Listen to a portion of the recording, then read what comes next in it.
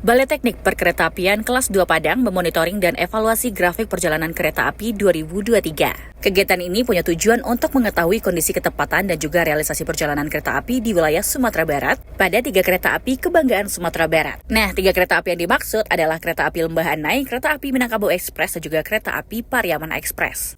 Lewat monitoring dan evaluasi ini, nantinya dilihat ketepatan waktu perjalanan kereta api. Selain itu, juga dilihat keterlambatan atau kejadian khusus yang terjadi di kereta api. Dan dari hasil monitoring perjalanan kereta api, ditemukan bahwa realisasi frekuensi kereta api angkutan penumpang adalah 100%. Untuk persentase ketepatan waktu perjalanan kereta api berada di angka rata-rata 99%. Hal ini karena sebagian besar keberangkatan kereta api berangkat sebelum jadwal GPK. Dan keterlambatan biasanya hanya terjadi saat ada gangguan teknis saja.